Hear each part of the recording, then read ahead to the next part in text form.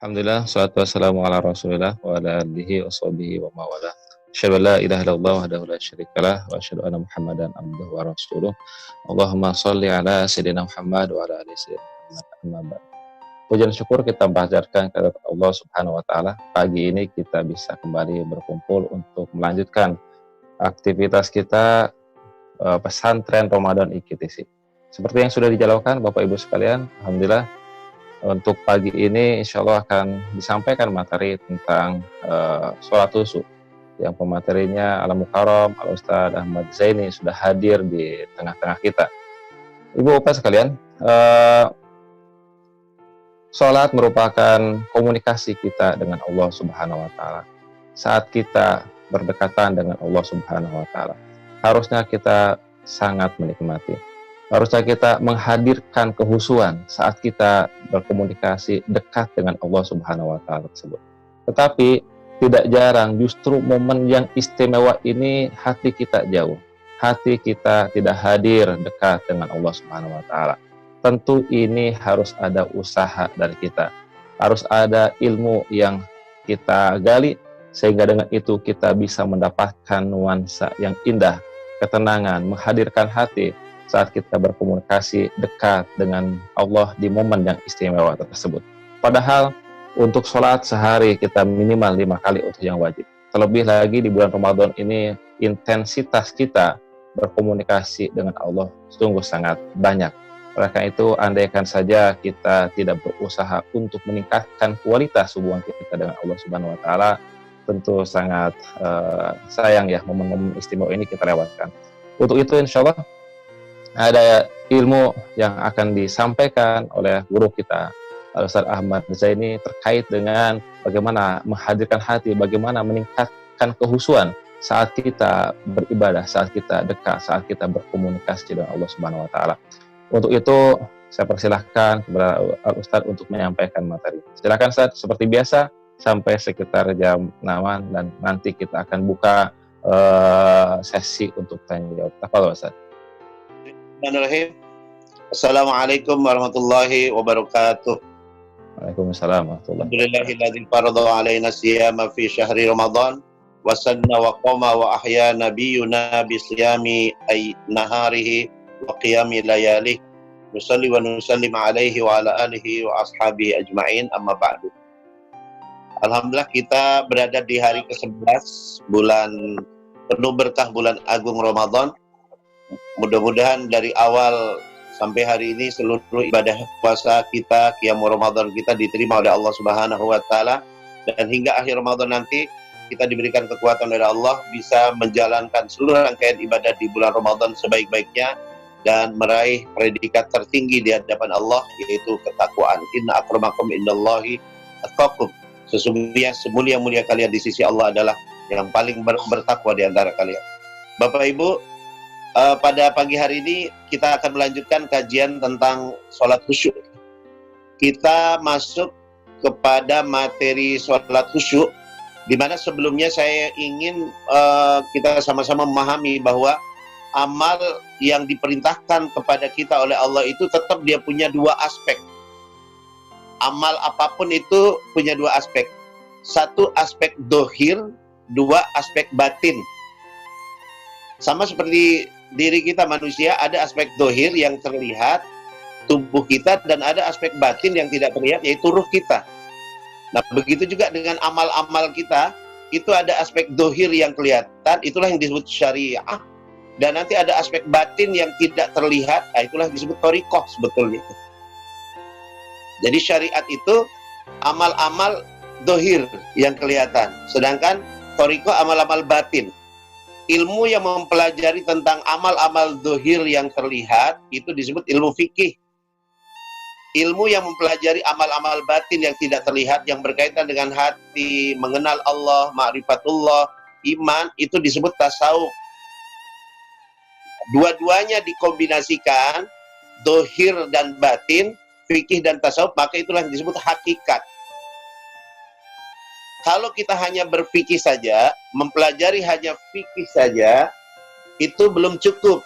Tapi harus ilmu menata hati, ilmu tauhid, ilmu tasawuf harus ya.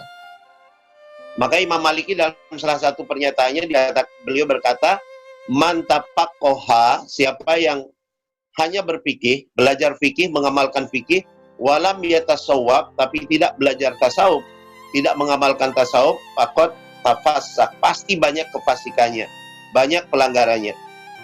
Tapi waman tasawwaba, siapa yang hanya belajar tasawuf, hanya belajar akidah, tauhid, walam yatafaqah, tidak mengamalkan dohir syariat, faqad tazandak, pasti dia menyimpang. Waman tafaqaha wa tasawwaba, dan siapa yang mengkombinasikan keduanya, dia mengkombinasikan ilmu dohir dan batin, mengamalkan dohir dan batin, menggabungkan fikih dan tasawuf, faqad tahaqqaq. Nah, itulah orang yang benar.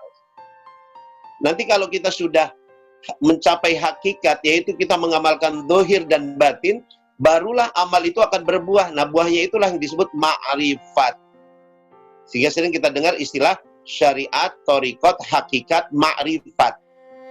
Jadi syariat itu adalah amalan dohirnya, thariqat amalan batinnya, hakikat adalah mengkombinasikan, menggabungkan dohir dan batin. Nggak boleh hanya salah satu saja. Dohir saja pincang, batin saja tidak sempurna. Nah, ketika kita mengamalkan dohir dan batin, maka nanti akan muncul buah yang diharapkan, itulah yang disebut ma'rifat. Misalnya puasa. Puasa itu kan kalau secara fikih, al-imsak anil mubtilat, menahan diri dari semua yang membatalkan puasa. Mulai dari subuh sampai maghrib dengan niat. Jadi kalau secara fikih, puasa itu hanya sekedar tidak makan, tidak minum, tidak hubungan suami istri, tidak muntah dengan sengaja. Itu selesai. Kalau secara fikih udah puasa ya. Tapi secara tasawuf itu belum cukup, itu belum puasa ya. Karena hakikat puasa dalam tasawuf adalah al-imsak anil muhbitat, menahan diri dari perkara yang menggugurkan atau mengurangi pahala puasa, yaitu berbuat maksiat, perbuatan dosa. Nah, sehingga kalau orang hanya sekedar tidak makan, tidak minum, tidak hubungan, itu baru saum, belum siam. Tapi kalau ada orang hanya tidak maksiat, ya tidak berbuat dosa, tapi tidak menjalankan puasanya, tidak menahan diri dari makan dan minum dari subuh sampai maghrib, nah itu juga menyimpang, tidak betul. Maka ketika digabungkan menahan lapar, menahan haus sepanjang hari, sepanjang siang hari, digabungkan dengan menahan seluruh indera kita, jasad kita dari perbuatan maksiat dan dosa, itulah yang disebut asyam. Ya. Itulah yang kutiba alaikumus syiyam. Hakikatnya puasa itu ya.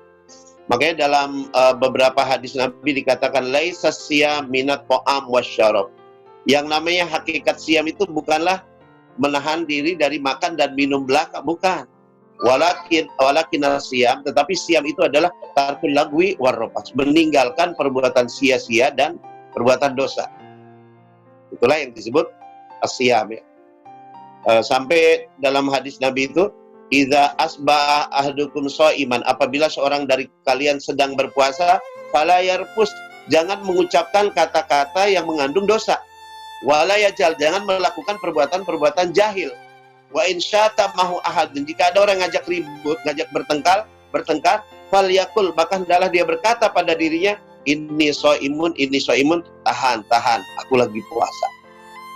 Nah, jadi ketika kita menjalankan syiyam lahir dan batin, menahan diri dari makan minum secara fikih, dan menahan diri dari maksiat secara tasawuf, maksiat batin, menahan diri dari pandangan yang haram, dari mendengarkan ghibah, menerima input-input yang menyebarkan fitnah, menyebarkan hoax, maka ketika itulah kita akan mendapatkan buah dari puasa. Apa itu?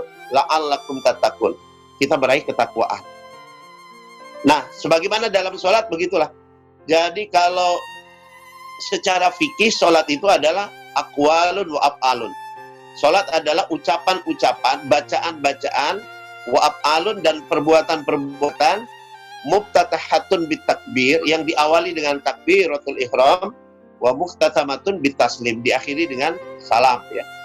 Dengan syarat dan rukun tertentu.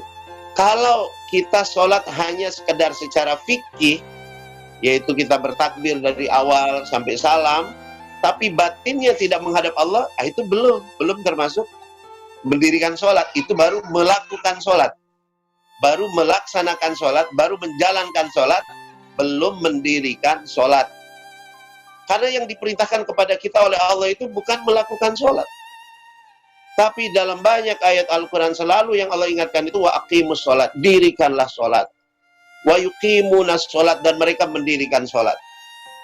Kita nggak disuruh ya if'alus sholat, kerjakanlah sholat, imtasilus sholat, laksanakanlah sholat, tidak, tapi dirikanlah sholat. Wahyu pertama yang Allah perintahkan pada Nabi Musa, aqimis sholata lidzikri, dirikanlah sholat untuk mengingat. Jadi dalam hadis juga dikatakan bahwa kam min shaimin laisa lahu min siyamihi ilal ju' wal atas. Betapa banyak orang yang puasa hanya mendapatkan lapar dan haus. Wa kam min musallin, dan betapa banyak orang yang hanya sholat, melakukan dohirnya sholat, laisa lahu min sholati illa tab, tidak mendapatkan dari sholatnya kecuali keletihan. Itu hadis riwayat Ibnu Hibban ya. Maka kalau dilihat di Al-Quran, itu level sholat ada 6 tingkatan ya. Nanti 3 tingkatan sholat yang ditolak oleh Allah, sholat yang dicela oleh Allah, itu disebut di surat Maryam. Surat Maryam itu disebutkan sebagai fakhalafa mim ba'dihim qaumun adaa'us sholat. Surat Maryam ayat 59 ya. Maka datang sesudah mereka satu generasi adaa'us sholat, yang mereka menyia-nyiakan sholat. Hubungan dengan Allah ini tidak dihargai sebagaimana dia menghargai pertemuan dengan pejabat, dengan orang yang dicintai, tapi dia ketika mendirikan sholat tidak memberikan penghargaan yang cukup terhadap sholat. Makanya kalau bahasan kita minggu lalu, bagaimana kita sholat khusyuk, itu dibagi 3. Sebelum sholat, ketika sholat, dan sesudah sholat.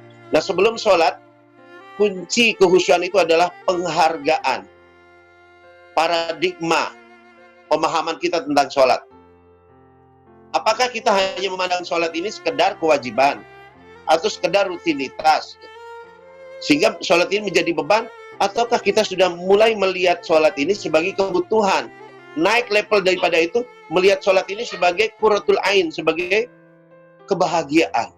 Sebagaimana Nabi bersabda, ju'ilat qurratu aini fi sholat, Allah jadikan kebahagiaanku di dalam sholat. Seperti olahraga, mungkin ada orang yang menganggap olahraga itu ya harus olahraga ya, sehingga dia olahraga dengan beban, berat ya. Nah, orang yang sudah mulai menikmati olahraga, maka dia menganggap olahraga itu sebagai kebutuhan, sehingga kalau dia tidak olahraga nggak enak ya. Yang lebih tinggi lagi sudah menikmati olahraga itu, lebih dari sekedar kebutuhan, olahraga itu sudah menjadi hobi, karena dia sudah merasakan manfaat-manfaatnya, Bapak Ibu yang dimuliakan Allah Subhanahu Wa Taala, jadi di dalam Al-Quran itu tingkatan sholat ada 6, 3 tingkatan yang ditolak oleh Allah, yang disebut menyia-nyiakan sholat, dan 3 tingkatan yang diterima oleh Allah, itulah yang disebut yuqimunas sholat, orang yang mendirikan sholat. Nah, level paling bawah yang disebut mendirikan sholat itu yang disebut dalam Al-Quran sebagai orang-orang yang memelihara sholatnya. Hafidhu ala sholawati was sholatil wusta. Jagalah, peliharalah sholat-sholat yang 5 waktu, demikian juga sholatul wusta, sholat yang wusta. Di dalam surat Al-Mu'minun misalnya dikatakan, alladzina hum ala sholawatihim yuhafidun. Mereka yang selalu menjaga, memelihara sholat-sholat mereka. Nah, yang disebut iqamatis sholat, mendirikan sholat, level menjaga sholat ini, nanti secara fikih yang paling benar adalah 1, ilmu tentang sholat ini kita pahami secara fikih ya. Bagaimana cara toharoh yang baik, istinja yang baik, cara wudhu atau tayamum yang baik, bagaimana kaifiyat sholat dari takbiratul ihram, bacaan al-fatihahnya, rukuknya, sujudnya, tahiyatnya, dan sebagainya benar. Jadi secara fikihnya, tata cara sholatnya benar. Nah, itu baru disebut memelihara sholat. Level yang paling rendah dari mendirikan sholat itu memelihara atau menjaga sholat. Dua, orang yang disebut menjaga atau melihara sholat ini, untuk laki-laki dia sholatnya di masjid, di mana azan dikumandangkan dan dikerjakan di awal waktu secara berjamaah. Demikianlah Nabi Shallallahu Alaihi Wasallam diperintahkan oleh Allah untuk sholat berjamaah bersama para sahabat di saat perang. Wa idza kunta fihim faqimta lahumus sholat. Apabila kamu bersama mereka, maka tetaplah mendirikan sholat bersama mereka. Jadi perintah ini turun di saat perang, perintah sholat berjamaah. Nah, untuk ibu-ibu gimana? Untuk wanita berjamaah boleh ke masjid ya, meskipun lebih baik di rumah. Bagi wanita yang tidak ada aktivitas di rumah, tidak ngurus suami, tidak ngurus anak, maka boleh dan baik dia ke masjid. Tapi kalau ada kesibukan mengurus keluarga, maka lebih utama dia di rumah. Nah, yang kita pelajari pada pagi hari ini adalah bukan sekedar level zuhir tadi, tapi masuk ke level batin, lebih ke dalam lagi daripada sholat, yaitu level torikohnya, di mana level di atas memelihara sholat, menjaga sholat itu disebut sholat khusyuk. Dalam surat Al-Mu'minun ayat 1 dan 2, qad aflahal mu'minun alladzina hum fi sholatihim khusyun. Sungguh beruntung orang-orang mukmin yang mereka di dalam sholatnya khusyun, selalu mereka khusyuk. Selalu mereka khusyuk ya. Baik dalam sholat-sholat sunat maupun dalam sholat-sholat fardu, selalu mereka khusyuk. Di mana kalau pada bahasan minggu lalu sekali lagi kita sudah menyebut kunci khusyuk itu adalah paradigma kita tentang sholat, penghargaan kita tentang sholat. Nah, pada kesempatan hari ini kita bahas kunci kekhusyuan yang kedua, yaitu yang disebut al-wa'yu, kesadaran, al-yaqadhah, terbangun, tersadar, terjaga. Bahasa Inggrisnya mindfulness, yaitu pikiran penuh ketika sholat, atau awareness, kesadaran. Jadi sholat ini dengan penuh kesadaran.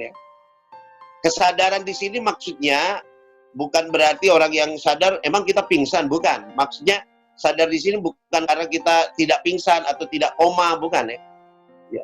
Sadar ini gini, kesadaran yang dimaksud di sini adalah kesadaran batin ya. Yang dimaksud kesadaran di sini, awareness, mindfulness di sini adalah kesadaran batin.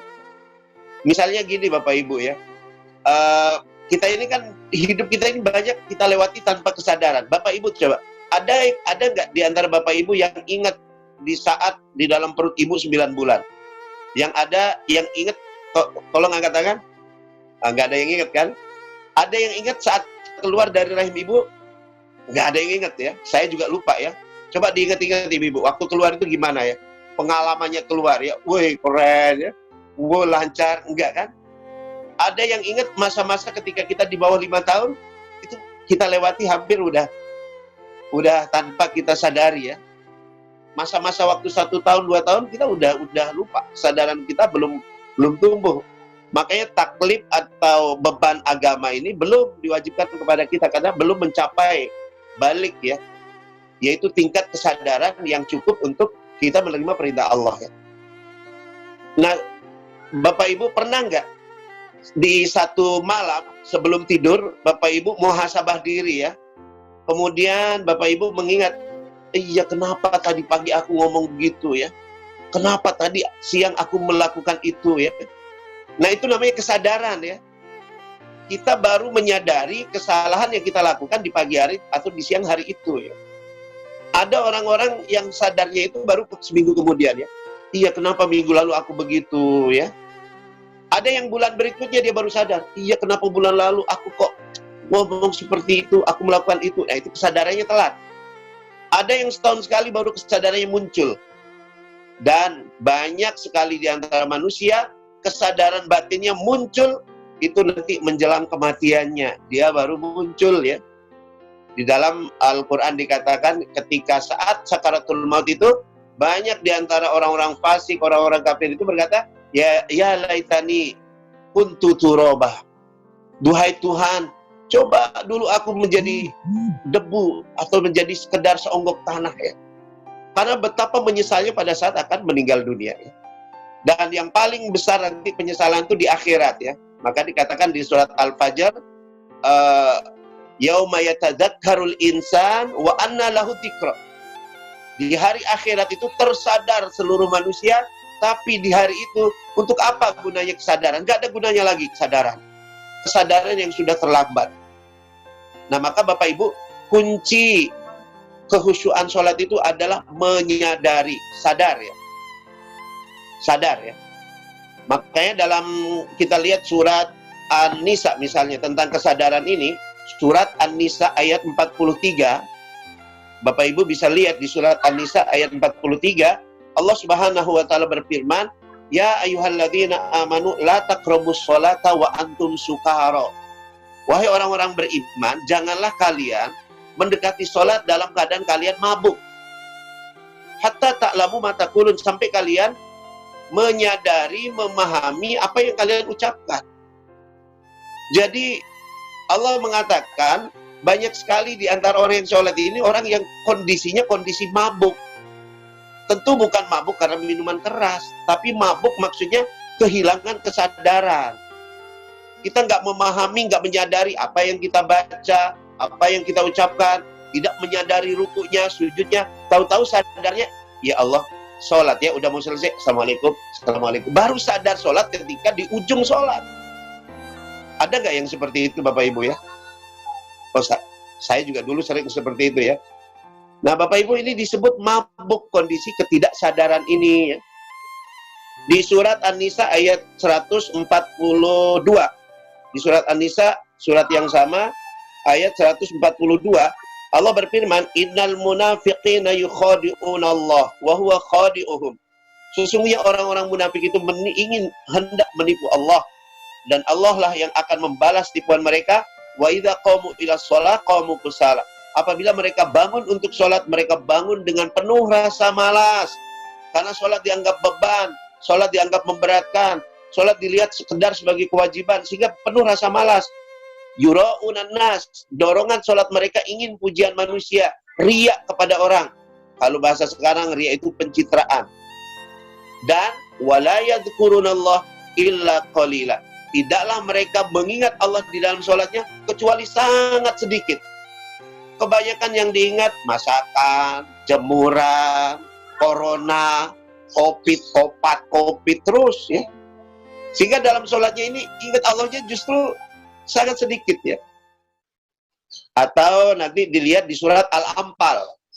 Surat Al-Anfal, surat ke-8 ayat 35. Bait illa muka'an wa tasdiyah. Fadzuqul adzab bima kuntum takfurun. Tiadalah sholat mereka menghadap Baitullah melainkan sekedar siulan dan tepukan. Jadi banyak orang yang sholat, bacaan-bacaannya itu seperti sekedar siulan. Kenapa disebut siulan? Karena bacaan-bacaannya tidak dipahami, tidak disadari, tidak dimengerti. Dan gerakan-gerakan sholat mereka itu disebut tepukan. Karena hampa makna, tidak ada pengertian, tidak ada pemaknaan di balik itu apa yang dilakukan. Nah, inilah dicela oleh Al-Quran, disebut sebagai sholatnya orang-orang munafik. Di surat An-Nisa tadi, dan di ayat ini disebut fadzuqul azab, sholat yang akan mendapatkan azab. Maka jangan heran kalau sholat kita ini bukan mengundang rahmat Allah, tapi bisa mengundang azab Allah. Di surat Al-Maun dikatakan, fawailul lil musallin, celakalah orang-orang yang sekedar menjalankan sholat. Yang mana yang disebut sekedar menjalankan sholat? Alladzina hum an sholatihim sahun, yaitu yang orang-orang yang melalaikan sholat. Melalaikan sholat ini 3. Sebelum sholat dilalaikan, ya, ditunda-tunda, ya, nanti dulu sebentar lagi, ya. Ketika sholat, pikiran, hatinya, perasaannya, emosinya kemana-mana, tidak menyadari sholat. Waktu takbir Allahu Akbar, ingat, aduh nanti ini buka pakai apa ya, ayam goreng, pecel lele atau apa, beli di mana kira-kira nih, Allahu Akbar ruku, terus masak sendiri aja, sami Allah mana-mana, beli rendang aja, pikiran dan hati kemana-mana. Baru menyadari sholat di saat ujung-ujung mau salam. Nah ini Bapak Ibu disebut sebagai orang-orang yang diancam oleh Allah azab. Awailul lil musallin alladzina hum an sholatihim sahun. Yang mereka melalaikan sholat, lalai sebelum sholat, diundur-undur, lalai ketika sholat, pikiran dan hatinya, emosinya kemana-mana, dan lalai sesudah sholat, tidak ada bekas, tidak ada pengaruh sholat dalam amalia hariannya. Tidak, kayak nggak ada bedanya antara orang sholat dengan tidak sholat. Nah, sadar yang dimaksud di sini ada dua, Bapak Ibu.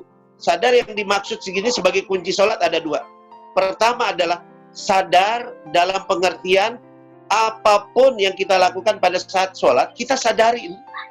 Lagi baca Al-Fatihah, sadar lagi baca Al-Fatihah. Lagi ruku, menyadari, oh aku sedang ruku, ya. Sami Allahu liman hamidah, menyadari, oh aku sedang i'tidal. I'tidal ini pernyataan syukur kepada Allah. Lagi sujud, sadar, oh aku lagi sujud kepada Allah. Sujud ini maknanya adalah penyerahan diri kepada Allah, kepasrahan diri kepada Allah, menyerahkan diri kita, nasib kita, rezeki kita, keluarga kita, kumaha Allah weh. Tasyahud artinya kita menyaksikan keagungan, kemuliaan, keberkahan dari Allah. Menyadari, sadar lagi membaca Al-Fatihah, sadar lagi baca iftitah, menyadari setiap bacaan-bacaan di waktu tasyahud dan sebagainya. Ini kunci kesan. Karena banyak di antara kita bacaan-bacaan ini sekedar setoran. Baca Al-Fatihah sedang setor, baca Al-Fatihah cepat lancar.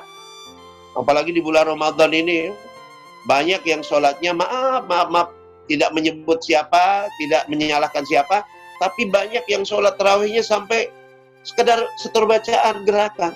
Sehingga ada yang tarawih 23 rakaat, rekor tercepat sekarang ini yang saya dengar 6 menit. Tahun lalu katanya sholat tarawih 7 menit, 23 rakaat kelar. Tapi untuk tahun ini karena corona jadi 6 menit. Itu luar biasa cepatnya ya. Nggak tahu berapa kecepatan, berapa kilometer per jam itu. Pokoknya 6 menit kelar ya. Dan jamaahnya banyak ya. Subhanallah ya. Nah Bapak Ibu, sadari nih pada saat kita lagi sholat, oh aku lagi berdiri menghadap Allah, Allahu Akbar, sadari kita lagi bertakbir membesarkan Allah. Jangan hanya setor bacaan, jangan hanya setor gerakan. Sadari.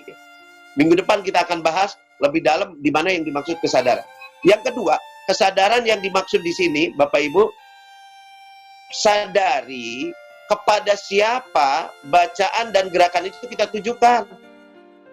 Banyak orang yang bacaan-bacaan sholatnya ini tidak sadar bahwa dia ditujukan kepada siapa. Sekedar baca-baca doa, sekedar melapal-lapalkan. Cobalah kita latih Bapak Ibu, bacaan-bacaan ini sadari kita lagi munajat kepada Allah. Kita lagi berkomunikasi kepada Allah, sadari kita lagi mengucapkan kata-kata yang kita tujukan kepada Allah. Misal pada saat takbir, Allahu Akbar, ya Allah, Engkau yang maha besar. Langsung pakai kata ganti kedua, ya Allah, Engkau yang maha besar. Engkau yang maha besar maknanya Engkau yang paling penting, Engkau yang paling utama, Engkau di atas segala-galanya, ya Allah. Allahu Akbar. Kita buang selain Allah ke belakang.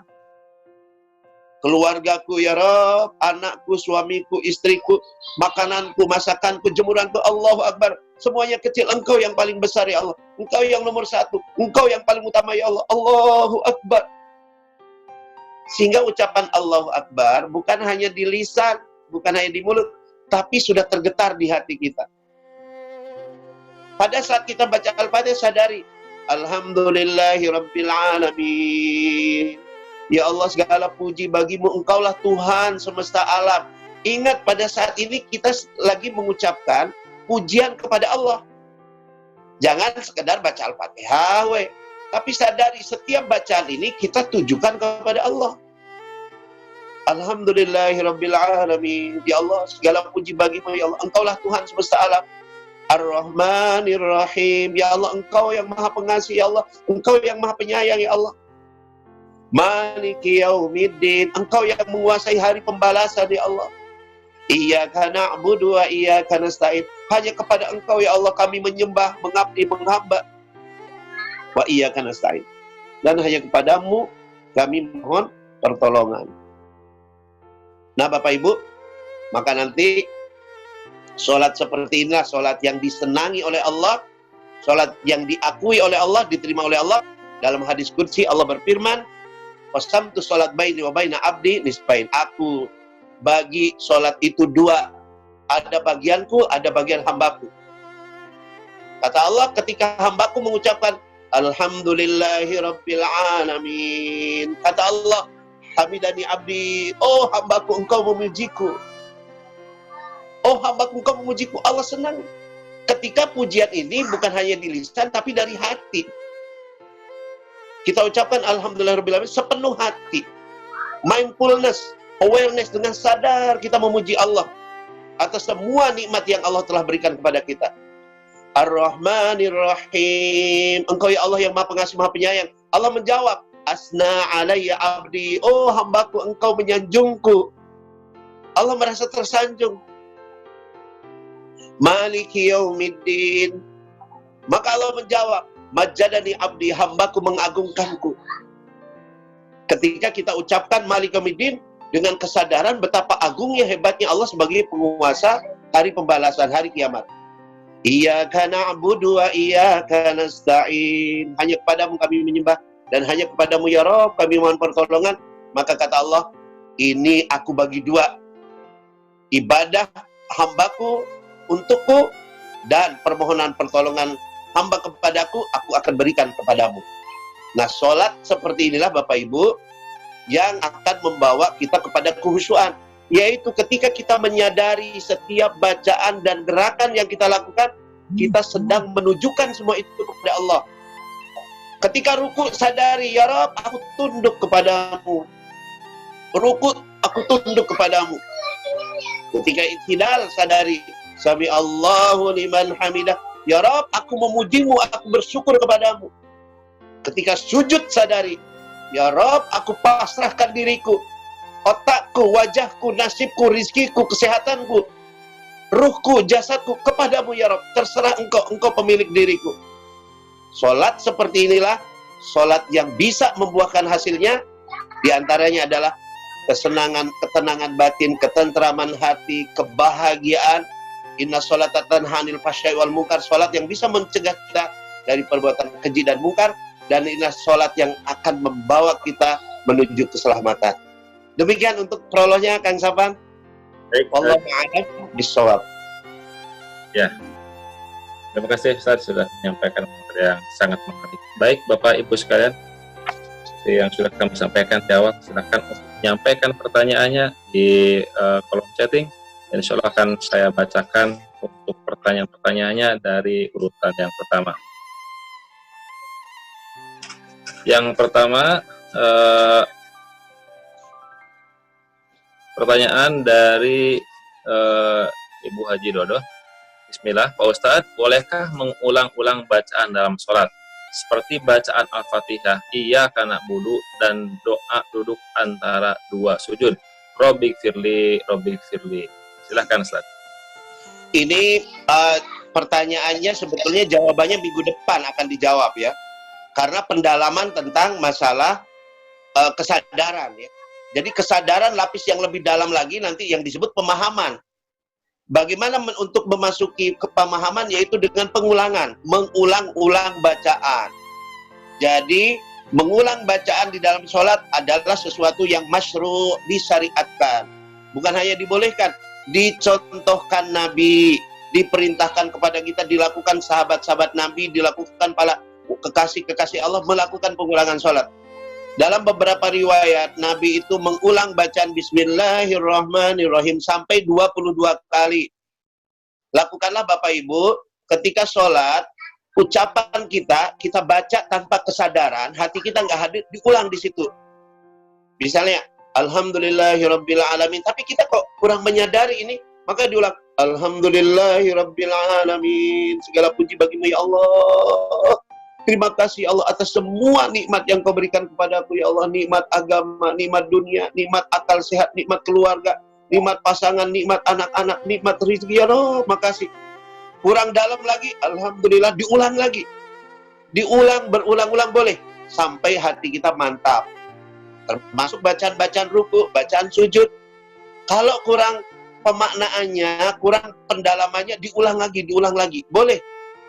Nabi itu, Bapak Ibu, dalam hadis-hadis tentang Qiyamul Lail Nabi, itu beliau sujudnya lama, rukuknya lama, iktidalnya lama, sama seperti berdirinya.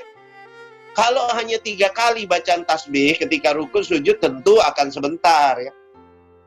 Jadi nggak ada batasan, minimal itu 3 kali diulang. Terus diulang. Sampai kapan? Sampai kita puas. Tapi ingat, lakukan ini di saat kita sholat sunat. Bapak yang jadi imam, jangan diulang-ulang terus bacaan Al-Fatihah sampai 10 kali. Nanti makmumnya kabur semua. Bismillahirrahmanirrahim. Bismillahirrahmanirrahim. Bismillahirrahmanirrahim. Nanti jamaahnya kabur semua. Pas kita salam nggak ada orang lagi ya. Jadi lakukanlah ini di sholat-sholat sunat. Kurang lebih gitu, Kang Safan. Oke, terima kasih Ustaz. Untuk berikutnya dari Ibu Eka, bagaimana caranya menghilangkan rasa kantuk pada saat akan melaksanakan sholat? Apakah harus ditunda? Silakan Ustaz. Di antara yang menyebabkan sholat kita makruh adalah sebelum sholat kita terlalu ngantuk. Terlalu ngantuk, kecapean, kita dalam keadaan misalnya pakaian kita kesempitan, tidak nyaman, dalam keadaan kita menahan buang air kecil, buang air besar, itu kita sholat makruh. Kenapa? Sebab hati kita sulit untuk full hadir di hadapan Allah. Jadi bagi yang ngantuk sebelum sholat, kira-kira kalau ngantuknya bisa dihilangkan dengan ya gerakan sedikit gerakan olahraga, lompat-lompat atau apa, itu boleh dikerjakan. Tapi kalau kira-kira nggak hilang-hilang, boleh istirahat dulu. Kalau kira-kira waktu sholatnya masih panjang, istirahat dulu, istirahat sebentar, supaya kita menghadap Allah dalam keadaan semangat, dalam keadaan antusias. Tadi surat An-Nisa ayat 142 itu, orang munafik kalau sholat itu penuh dengan rasa malas, tidak antusias. Allah Akbar, Sami Allahu liman hamid. Itu tidak ada semangatnya menghadap Allah. Jadi Allah mencela orang yang sholat itu dengan tidak ada antusias menghadap Allah. Kayak orang yang lemas. Harusnya kita semangat menghadap Allah. Allahu Akbar. Sehingga kalau kita ngantuk ini nggak bisa ketahan lagi, ya udah istirahat sebentar. Bunyikan si alarmnya dihidupkan, atau ingetin siapa anak kita atau pasangan kita, tolong dibangunin setengah jam lagi misalnya, itu boleh, supaya kita menghadap Allah itu lahir dan batin. Kurang lebih gitu, Bu Eka. Ya kan? Selanjutnya, maaf agak melenceng dari topik. Di masa pandemi sekarang ini dianjurkan sholat di rumah. Bagaimana dengan sholat Idul Fitri? Apakah boleh di rumah? Bagaimana tata caranya? Atau mohon dari Bapak Yana. Ya, pertama ada sholat itu yang masyru', disyariatkannya itu, sunnahnya itu, masnunnya itu adalah dengan berjamaah. Misalnya sholat Jumat itu ya berjamaah di masjid. Sholatul Jum'ah hatmun lazimun, sholat Jumat itu wajib dan harus illa ala khamsin, kecuali untuk 5 orang. An-nisa, perempuan, wal ghulam, anak-anak, wal abid, hamba sahaya, wal marid, orang yang sakit, wal musafir, dan orang yang musafir. Nah, bagi 5 orang ini tidak bisa Jumatan berjamaah, mereka bukan Jumatan di rumah, tapi mereka sholat zuhur di rumah. Nah, begitu juga dengan sholat Id. Sholat Id itu adalah dikerjakan berjamaah di lapang. Bahkan untuk wanita, kata Nabi, hendaklah mereka keluar bersama laki-laki. Perempuan yang dipingit pun keluar bersama laki-laki. Bahkan yang haid pun keluar. Mereka nggak ikut sholat, tapi mendengarkan khutbah. Sebagian ulama, tidak ada sunnahnya, tidak ada contoh dari sunnah untuk sholat ini dikerjakan sendiri-sendiri. Tapi memang ulama kemudian mengatakan, memang nggak ada sunnahnya, nggak ada contohnya dari sunnah. Tapi di saat kita sakit, di saat kita tidak memungkinkan sholat id berjamaah di lapangan atau di masjid, boleh dikerjakan di rumah. Ya, pelaksananya sholat kita ya nggak perlu khutbah. Jadi jangan dipaksa, Bapak yang jadi khotib, ya nanti sekalian imam, nggak perlu, langsung sholat id 2 rakaat kalau tidak memungkinkan. Kalau di tempat Bapak Ibu masih green zone, masih yellow atau masih orange yang tidak ada masalah, sebetulnya bismillah dijalankan. Baik sholat Jumat ya, atau sholat id nanti ya. Meskipun sholat id ini ya sunnah ya. Kalau sholat Jumat ya boleh dikatakan kalau tempat-tempat kita masih tidak ada masalah, bisa dikerjakan, itu harus ya dikerjakan. Wallahu a'lam bishawab. Ya kan? Ya, baik, Ustaz. Selanjutnya ini dari Pak Sony, bagaimana caranya kesadaran dalam sholat supaya konsisten? Kadang di awal sadar, di tengah ambyar. Ya, untuk memiliki kesadaran yang terus, yang berkembang, itu harus dilatih ya. Dilatih. Maka kita maaf, ini iklan ya. Kita ngadain pelatihan sholat khusyuk ya. Di mana di antara pelatihan sholat khusyuk itu antara lain kita mengkalibrasi bacaan dan gerakan sholat. Ya. Bagaimana gerakan sholat yang benar, bagaimana bacaan-bacaan sholat, terutama Al-Fatihah dan tahiyat yang benar ya. Supaya jadi imam, jadi satu saat siapkan kita ini doanya waja'alna lil muttaqina imama. Ya Allah, jadikan kami imam bagi orang-orang muttaqin. Jadi kita berdoa jadi imam, jangan sampai siapnya hanya jadi makmum. Nanti doanya diganti waja'alna lil muttaqina makmuman ya. Jadi supaya kita memiliki kesadaran ini, ada juga latihan-latihan kesadaran ya. Latihan-latihan kesadarannya ada ya. Gimana cara melatih kesadaran ini? Ikuti di trainingnya ya. Iklan ya. Yeah. Tapi gini Bapak Ibu ya, latihan kesadaran ini kesadaran ini bahasa lainnya kan zikir sebetulnya ya. Bahasa lainnya adalah zikir ya. Bisa dilatih dengan zikir yang disebut zikir tazkiyatun nafs. Zikir cuci nafas ya. Apa zikir cuci nafas ini Bapak Ibu boleh latih ya. Mulai saat ini ya, boleh dilatih.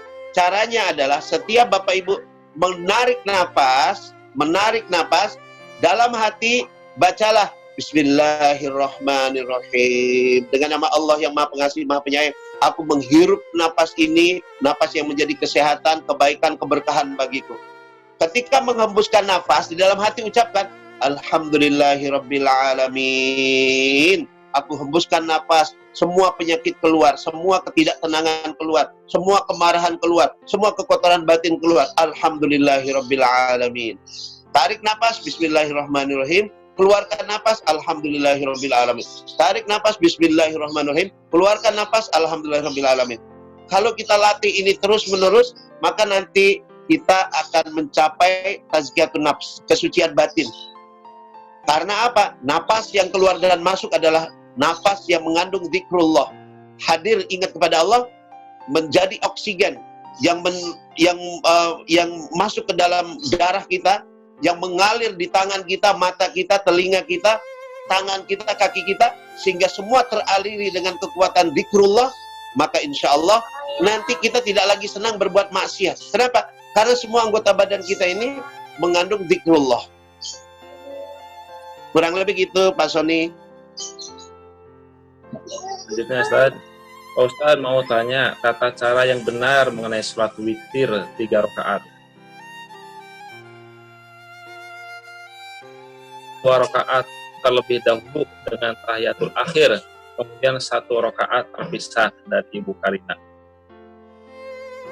Ya, untuk sholat witir ini Nabi melakukan sholat witir itu 3 rakaat ya. Meskipun boleh minimal 1 rakaat, tapi 3 rakaat, 1 kali tahiyat akhir langsung salam, atau 5 rakaat langsung tahiyat akhir salam, atau 7 rakaat langsung tahiyat akhir hanya sekali tahiyat di akhir langsung salam, atau 9 rakaat langsung tahiyat akhir salam, atau maksimal witir itu 11 rakaat tahiyat akhir langsung salam. Nah, mazhab Syafi'i itu membolehkan, mazhab Syafi'i untuk witir ini boleh 2 rakaat dulu baru 1. Meskipun sholat 2 rakaat ini sebetulnya namanya sholat syafa', sholat genap. Yang witirnya itu yang 1 rakaatnya itu ya. Makanya di kalangan mazhab Syafi'i ketika kita tarawehan yang witirnya dengan 2 rakaat dulu baru 1 rakaat, itu nanti Bilalnya atau murokinya mengatakan sallu rakaataini minal witri, rakaataini minal witri rahimakumullah. Kita sholat 2 rakaat bagian dari witir karena Allah Ta'ala itu seakan-akan ya Allah ini yang 2 rakaat ini bagian dari witir ya Allah, nanti witirnya yang terakhir. Itu kan untuk menyatakan kepada Allah ini belum tuntas witirnya Allah, nanti kami tambahkan lagi 1 rakaat yang witir beneran. Nah itu mazhab Syafi'i membolehkan 2 rakaat dulu baru 1 rakaat. Jadi kalau Nabi melakukannya itu biasanya langsung 3 rakaat, 1 kali tahiyat akhir dan salam. Tapi kalau ada yang 2 dulu, kemudian 1, ya nggak masalah. Secara fikihnya itu ada dalilnya, keterangan, ada mazhabnya. Jadi silakan aja, nggak masalah ya. Gitu Kang. Terima kasih. Berikutnya dari Bu Kharijah, sholat khusyuk itu apakah termasuk dengan tata cara sholat yang tumakninah juga bacaannya? Ya, tumakninah itu salah satu cara kita mendapatkan kekhusyuan sholat. Tumakninah itu kan artinya tenang, diam, tidak bergerak, mematung. Pada saat kita ruku, betul-betul kita menyadari ketundukan kepada Allah secara zahir. Ya Allah, aku tunduk kepadamu ya Rabb, aku taat kepadamu ya Allah, aku sami'na wa ata'na kepadamu. Sehingga kita diam sesaat di situ, tumakninah. Diam, tenang, nggak boleh ada gerakan-gerakan. Secara fikihnya, tumakninah itu diam tanpa ada gerakan-gerakan. Ketika ruku, i'tidal, sujud, dan diantara 2 sujud. Secara batinnya, kita betul-betul hadirkan hati, sepenuh hati, ruku kita tunduk kepada Allah. I'tidal, kita sedang menyatakan kesyukuran kepada Allah. Rabbana lakal hamdu. Tuhan, segala puji bagimu atas semua nikmatmu kepadaku.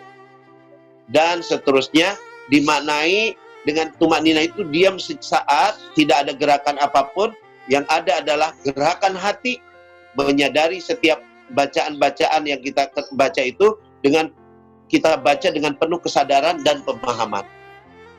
Gitu kan? Baik. Berikutnya dari Ibu Tika, Pak Ustadz, ada doa khusus untuk memohon khusyuk dalam melaksanakan sholat? Kayaknya pertanyaannya nih minggu lalu sudah ada juga ya.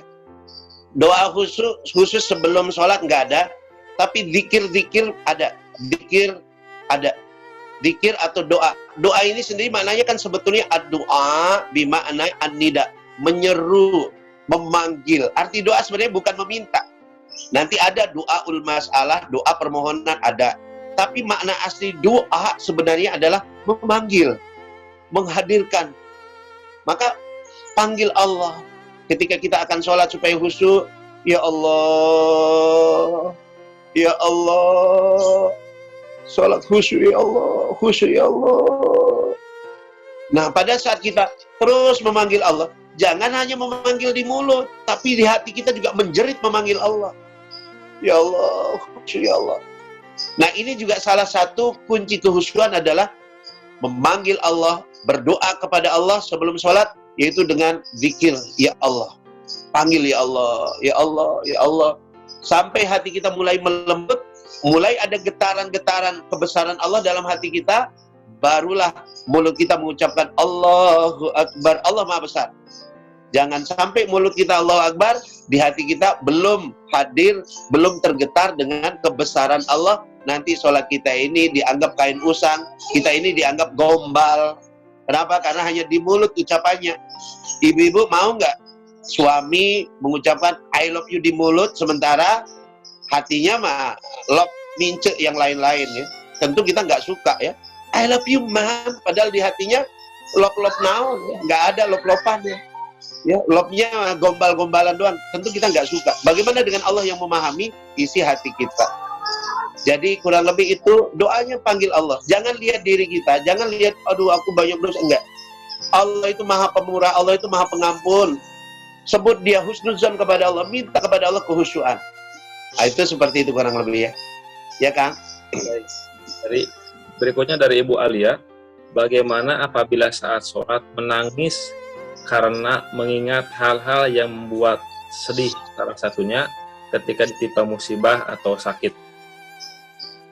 Ya, menangis dalam sholat ini ada yang baik, ada yang kurang baik ya. Ada yang menangis sholat, kenapa menangis? Mau pulang kampung nggak bisa, sekarang mudik dilarang. Itu nangisnya nggak ada hubungan dengan sholat ya. Kok tadi sholat nangis-nangis? Iya, utang banyak banget di kapan lunasnya. Itu menangis yang nggak ada hubungannya dengan sholat. Menangis yang baik dalam sholat itu adalah menangis karena kita merasakan betapa hina diri ini, betapa lemahnya diri ini, betapa kotornya diri ini, betapa agungnya Allah, mulianya Allah, baiknya Allah, dan kita selama ini berada dalam lautan nikmat Allah, tapi kita tidak menyadari. Di situ kita nangis, menyadari kelemahan diri kita, kekotoran batin kita, dan menyadari kemahabaikan Allah. Di saat itu kita terharu, itulah tangisan yang tanda kehusyuan. Dan Nabi seperti itu.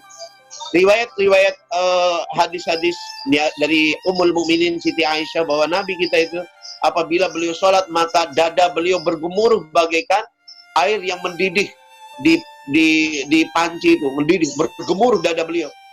Dan air mata beliau bercucuran membasahi tempat sujud beliau. Menangis Nabi itu. Tangisan kebahagiaan. Bukan tangisan ketakutan tapi ya. Kalau kita mungkin di awal-awal tangisan ketakutan, tangisan penyesalan, tangisan ratapan kepada Allah, tapi tangisan tertinggi nanti qurratul ain. Tangisan yang keluar karena kebahagiaan kepada Allah. Nah itu sholat yang sudah level yang tinggi sekali seperti itu, kita nangis karena ingat dosa, itu boleh ya. Tapi kalau nangisnya karena nggak punya duit, ya nangisnya karena musibah, ya itu jangan dibawa di sholat deh, di luar sholat ya. Kita nangis, berdoa pada Allah boleh ya. Kalaupun menangis di saat sholat, itu tidak termasuk yang membatalkan sholat. Itu termasuk yang mubahati sholat. Yang boleh di waktu sholat adalah menangis. Boleh di waktu sholat berdehem. Ya, boleh di waktu sholat itu termasuk itu ya. Jadi tidak membatalkan sholat. Itu dibolehkan dalam sholat. Tapi hendaklah tangisan kita di waktu sholat yang ada hubungannya dengan dengan Allah, hubungan kita dengan Allah. Sekali lagi, tapi itu tidak membatalkan sholat, itu boleh dilakukan ya. Iya Kang? Berikutnya dari Bu Dokter Dania, Ustaz maaf, saat sholat kemudian anak tiba-tiba nangis. Akhirnya pada saat sholat, akhirnya dipercepat. Itu bagaimana hukumnya? Nabi Shallallahu Alaihi Wasallam di saat beliau sholat di masjid, pada waktu itu ada ibu-ibu yang membawa anaknya sholat di masjid juga. Nah anaknya itu nangis pada saat pelaksanaan sholat, maka Nabi memperpendek sholatnya. Dalam pengertian yang beliau biasanya lama, itu beliau kerjakan hari itu lebih ringkas lagi. Kenapa? Hananan ala sobihi, karena kasihan terhadap ibunya dan anak ibu itu. Ya. Jadi di zaman Nabi, perempuan-perempuan juga sholat di masjid, mereka diberikan sop di belakang. Sampai hari ini di Masjidil Haram, di Nabawi, perempuan nggak boleh dilarang sholat ke masjid, boleh sholat di masjid.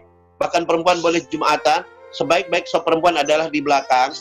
Tapi bagi perempuan yang ada kesibukan di rumah, ngurus suami, ngurus anak, maka afdolnya mereka di rumah karena masih ada tanggung jawab yang lainnya ya. Jadi mempercepat sholat dari biasanya adalah suatu hal yang masnunah, disunahkan, dicontohkan oleh Nabi Shallallahu Alaihi Wasallam, langsung boleh. Tapi tetap ya, tumakninahnya harus dikerjakan. Cuma yang tadi bacaan ruku sujudnya biasanya 3 kali misalnya, maka ini ya minimal 1 kali gitu ya. Yang biasanya 7 kali kurangi jadi 3 kali ya. Mungkin ada yang sampai belasan kali, boleh. Pas ada yang nangis ya udah 1 kali cukup ya. Kenapa? Karena ada ibadah yang lain juga yang nggak kurang mulianya, apa? Ibadah sosial, ibadah ghairul mahdhah, yaitu untuk barangkali anak ini nanti sedih atau bahkan bisa jadi masalah, musibah, ya udah disegerakan sholatnya. Begitu Kang. Berikutnya dari Bu Fauzia, Pak Ustadz, bagaimana ketika sedang sholat tiba-tiba orang yang di samping atau di depan kita terjatuh atau sakit? Apakah diabaikan dulu sampai selesai sholat? Bagaimana hukumnya bila refleks menolong dan menghentikan sholat seketika? Bagaimana hukumnya apa? Bagaimana hukumnya bila refleks menolong dan menghentikan sholat seketika? Ya, pada saat-saat ada musibah seperti itu, boleh menghentikan sholat, tolong orang itu lebih utama dulu, tolong dulu, nanti sholat masih bisa diulang ya. Termasuk pada saat bencana, tiba-tiba banjir, tiba-tiba gempa ya. Nggak apa-apa, sholat dihentikan dulu ya. Jangan pas gempa, kemudian kita tetap bertahan, ya jangan ya, selamatkan diri dulu ya. Ya, karena ada dulu mungkin pada saat terjadi gempa di Lombok, ada beberapa tayangan yang imamnya itu tetap bertahan sholat ya. Itu kan bisa mencelakakan dia dan jamaah yang ada di situ ya. Sehingga yang benar adalah keluar dulu dari situ. Keluar dulu, nanti sholatnya masih panjang waktunya, bisa diulang lagi. Bisa diulang lagi sholatnya ya. Jadi, tolong orang itu lebih utama, tolong untuk diselesaikan. Misalnya kalau di sholat sendiri, tolong nanti kita kodok lagi, kita ulang lagi sholatnya. Termasuk dalam berjamaah, maka jamaah yang ada di sekitar situ berapa orang, untuk membantu orang yang jatuh, yang pingsan tadi, segera diselamatkan, dibantu ya. Jadi nanti kita sholatnya diulangi lagi atau dikodok, itu pahalanya double. Ya, pahala niat kita sholat di awal waktu, kemudian pahala menolong orang. Demikian kan? Yang terlewat, tapi sebenarnya sudah terjawab tentang kalau nangis lagi sholat bolehkah karena ingat dosa. Udah dijawab Bu Yani ya. Kemudian ya. Pertanyaan cuma bukan pertanyaan masalah tadi, kapan lagi training sholat khusyuknya, daftar atau ya, mudah-mudahan ke depan kita akan adakan lagi untuk training sholat khusyuknya di saat suasana sudah reda. Mudah-mudahan Ustaz ya siap nanti. Insyaallah. Sudah gitu. Untuk pertanyaan saya kira sudah selesai Ustaz. Barangkali ada yang mau disampaikan di akhir, silakan. Ya Bapak Ibu, jadi kesadaran ini harus dilatih ya. Kesadarannya harus dilatih ya. Kesadaran ini kalau bahasa, kan kadang-kadang bahasa agama itu kadang-kadang kurang nyambung ya. Misalnya kalau sekarang banyak istilah pencitraan. Itu bahasa agamanya adalah riya. Ya. Jadi misalnya nyumbang, nyebut ini fotonya, itu kan pencitraan. Bahasa agamanya apa? Riya. Dan itu riya itu diancam oleh Allah ya. Nah kesadaran itu bahasa agamanya apa? Zikir.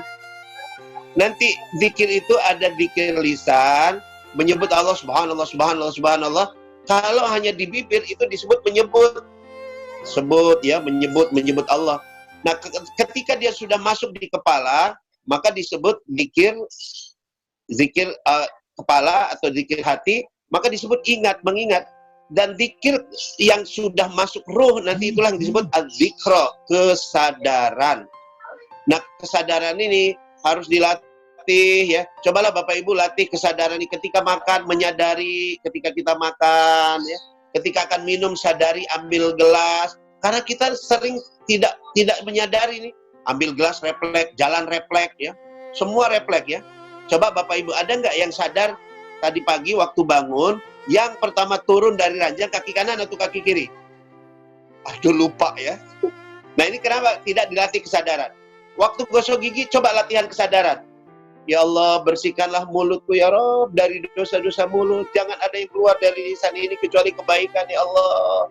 Ya Rob ampuni ya Rob. Mulut ini sering salah ngomong, sering kadang-kadang membicarakan aib orang lain. Digosok giginya dengan kesadaran seperti itu. Nah itu namanya gosok gigi kesadaran ya. Termasuk melangkah nanti. Khutwatul wa'i, langkah kesadaran ya. Saya kalau, maaf Bapak Ibu, kalau ke masjid subuh misalnya waktunya agak panjang, saya jalan ke masjid sebelum azan, itu saya melakukan latihan langkah kesadaran. Gimana caranya? Langkah kanan, alhamdulillah. Langkah kiri, subhanallah. Langkah kanan, alhamdulillah. Langkah kiri, subhanallah. Langkah kanan, alhamdulillah. Langkah kiri, subhanallah. Apa maksudnya? Dalam hidup kita ini, kita langkah kanan mendapatkan kebaikan. Alhamdulillah. Bersyukur pada Allah. Dalam hidup kita ini jangan lupa. Jangan hanya mau langkah kanan. Ikat ada langkah kiri. Kita mendapatkan musibah, mendapatkan hal yang gak enak. Ya udah kita subhanallah. Terima, ridho, jangan suudzon pada Allah. Alhamdulillah, syukur pada Allah.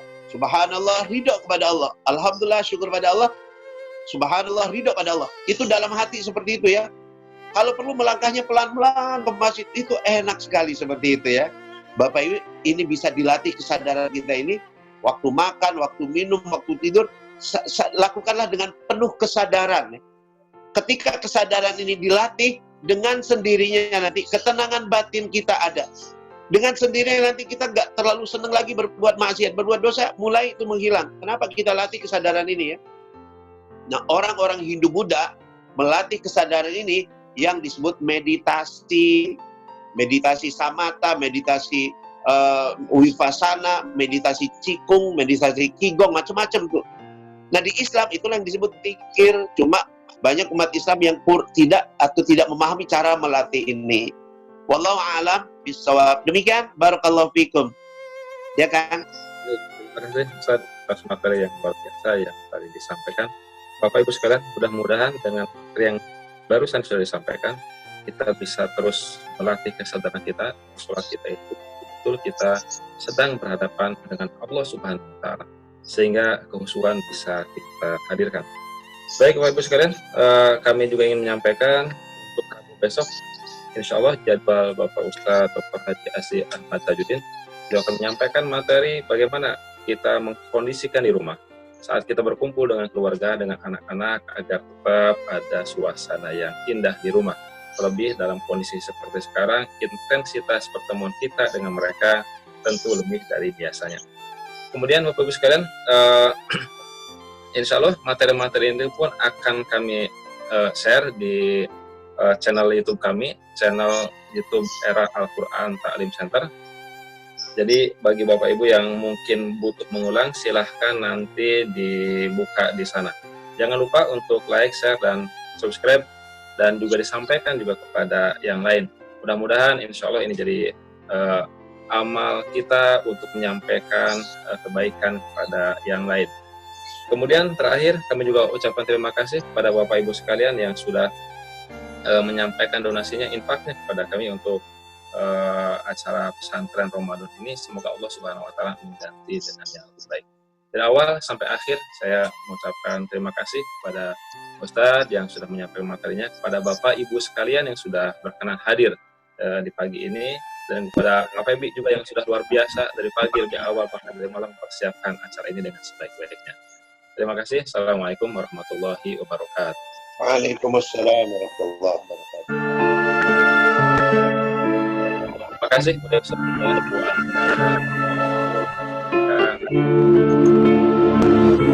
Haji Widodo, Bu Sujarni, Pak Dokter Ajat, Ibu Saada, Bu Lim, Ibu Ani Kalija, Ibu Nurani, Ibu Yeni, Tulik, ada Ibu Ida Harun, kemana aja Bu Ida Harun, udah lama ketemu.